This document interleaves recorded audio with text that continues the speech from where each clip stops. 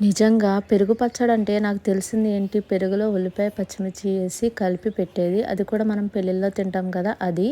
కానీ ఇలా సొరకాయతో పెరుగు పచ్చడి వేసుకుని తింటే అబ్బా ఏముందండి. అందులో నేను నిన్న కారం చేశాను కదా, వెల్లుల్లిపాయ కారం, అది పెట్టుకుని తింటే ఇంకా అమోఘం. చూస్తుంటే మీకు కూడా నోరు ఊరిపోతుంది కదా. నాకైతే చాలా బాగా నచ్చింది.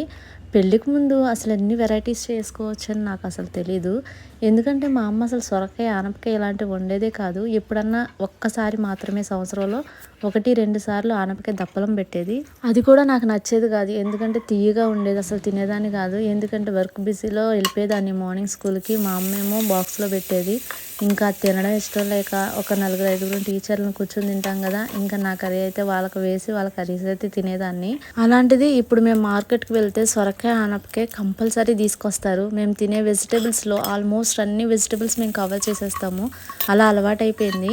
అమ్మ వాళ్ళ ఇంటి దగ్గర ఉన్నప్పుడు ఏంటి అని అంటే, తమ్ముడు పట్టుబడికి వెళ్ళేవాడు కాబట్టి అక్కడ రొయ్యలు చేపలు అన్నీ లైవ్లో దొరికేవి. ఇంకా తీసుకొస్తే ఇంకా అవే ఎక్కువ నాన్ వెజ్ అయిపోయేది అనమాట. ఇంటి దగ్గర మటన్ కానివ్వండి, చికెన్ కానివ్వండి, మ్యాక్సిమం ఎక్కువ వండేది రొయ్యలు చేపలు. అందుకని చెప్పేసి వెజిటేబుల్స్ చాలా తక్కువ అలవాటైంది.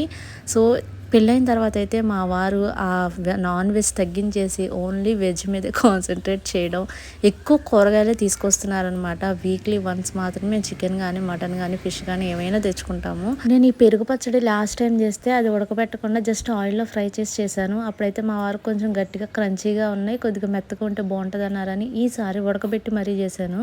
సూపర్గా వచ్చింది, చాలా బాగుంది. నేను ఒక్కసారి తిన్నాను, టేస్ట్ నచ్చి మళ్ళీ చేస్తున్నాను. ఇంకెప్పుడు సొరకాయ తెచ్చినా సొరకాయతో దోశలు వేయడం, ఇలా పెరుగు చట్నీ చేయడం, దప్పలం చేయడం నేనైతే బాగా నేర్చుకున్నాను. దీనిలో పచ్చిమిర్చి అల్లంని కొంచెం కచ్చాపచ్చగా దంచి వేస్తాం కాబట్టి ఆ టేస్ట్ సూపర్.